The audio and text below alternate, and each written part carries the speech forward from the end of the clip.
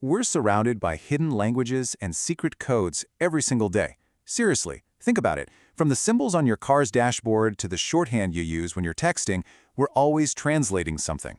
But there's one code that's so elegant, so life-changing, and it's one you've probably seen your whole life but never actually read. Yep, I'm talking about Braille. And its story? It's way more fascinating than you might think. I mean, you've seen them everywhere, right? In elevators, on public signs, even on medicine boxes. Just these little raised bumps. They look so simple, but they're literally a gateway to literacy for millions of people. And like I said, the story behind them is just incredible. And get this revolutionary system for reading, it wasn't invented in some quiet library or a stuffy classroom. Nope, it all started on the battlefield with a problem that soldiers had to solve in complete silence and in total darkness. So, how in the world do we get from a secret military tactic to a global language for literacy? Well, it's an amazing story about a failed code and the teenage genius who saw what it could be and completely transformed it. Okay, so this is where it all began. This system was called night writing. It was developed by a guy named Charles Barbet, actually for Napoleon's army. And the idea itself was brilliant, right? Soldiers could pass messages in the dead of night, reading them with their fingertips, no light needed. The catch? The code used a big 12-dot cell, and it represented sounds, not actual letters. But night writing had some pretty big problems. For one, that 12-dot symbol, it was just too big. You couldn't feel the whole thing with one fingertip, which made reading super slow. Plus, since it was based on sounds, not letters, you couldn't really get proper spelling or grammar. And forget about punctuation or numbers. It just didn't have them. This is where our story's hero enters the scene. And that hero is Louis Braille. After a tragic accident in his childhood left him blind, he ended up at a school where he was introduced to night writing. He saw its potential, but he also saw all its flaws right away. And so, at just 15 years old, can you believe that? 15, he developed his own, much better system. He slashed the 12 dots down to a simple 6-dot cell. By 1837, he'd published a new revision that was, and this is wild, basically the first binary form of writing we have. Each dot is either there or it's not, on or off. Just incredible. Okay, so you're probably wondering, how does this actually work?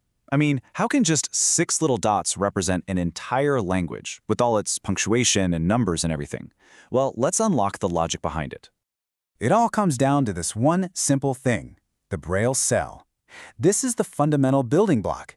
Every single letter, number, and symbol is formed inside this little 2x3 grid. The dots have numbers, 1, 2, 3 down the left side, and 4, 5, 6 down the right. So with these 6 dot positions, and each one can either be raised or flat, well, a little math tells you that's 2 to the power of 6, which gives you 64 possible combinations. That's enough for all the letters, numbers, punctuation, and even a blank cell for a space. And here's the really beautiful part. It's not random at all. There's an elegant logic to it. Check this out. The first 10 letters, A through J, are all created using just the top 4 dots. Simple enough. Then, for the next 10 letters, K through T, you just take those first 10 patterns and add dot number 3. Then you do it again for the next set, this time adding dot 6. It's such a smart, learnable system. The system is also super efficient. You know those first 10 letters, A through J?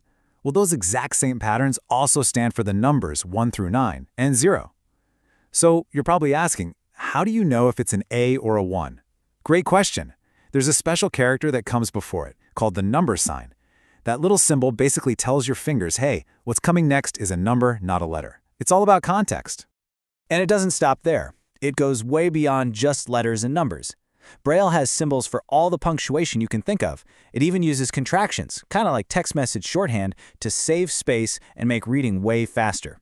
You can even create embossed illustrations and graphics you can feel. It's a totally complete system.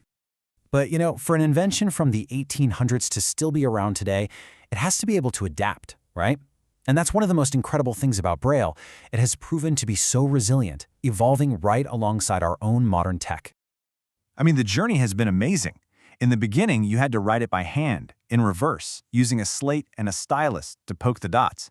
Then came these incredible mechanical typewriters, like the Hall and the famous Perkins Brailler. By the 60s, computers got involved, with software that could translate text to Braille automatically. And that brings us to today, where we have digital displays that make anything on a screen instantly readable by touch. Just look at this thing. This is the Hall Braille writer from way back in 1892. This machine was an absolute game changer. It was one of the very first devices that made writing Braille a mechanical process, not just something you did painstakingly by hand. You could basically think of it as the original keyboard for Braille users.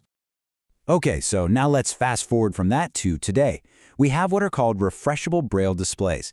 It's incredible technology. These devices hook up to your computer or your phone, and a whole series of tiny pins pop up and down to form the Braille characters in real time as you scroll. It's literally a computer screen, but one that you read with your fingertips. So this evolution it's remarkable. But it does bring up a really important question, especially in our world today. With all of our audio technology, screen readers that talk to you, audiobooks for everything, why is a system based on touch still so essential? I mean, seriously, think about it. We've got screen readers that can read any text on a website out loud. We have audiobooks for pretty much every book ever written. So, do we still really need Braille? Well, if you ask the community that actually uses it, the answer is a massive, resounding yes. And here's why. Listening just isn't the same thing as reading. It's not. With Braille, you get direct access to the fundamental building blocks of language: the spelling of a word, where the commas and periods go, the shape and format of a page on a page. You just can't get that level of detail from audio alone. For kids, learning Braille is absolutely crucial for doing well in school and later in their careers. And for anyone, it gives you the privacy to read a personal document or take notes without broadcasting it to everyone in the room. Really, this quote from Braille users just says it all perfectly. They emphasize that Braille remains as essential as print is to the sighted. Think about that. It's not just some helpful tool or an aid. It is literacy, plain and simple. And don't think for a second this is some small niche system. Braille has been adapted for more than 133 languages all around the world. There's now a standardized version for most English-speaking countries. And maybe, most importantly, it's fully integrated into the Unicode standard. That's the code that powers all our computers and smartphones. So yeah, Braille is a living, global, and totally digital script. So the next time you're in an elevator and you see those little dots, maybe you'll think about this story. The story of a failed military code, a teenage inventor, and a revolutionary idea that changed everything. And maybe you'll ask yourself this: in a world that is so loud, a world that just can't stop talking, what's the real value of a language that we can quietly feel and deeply understand?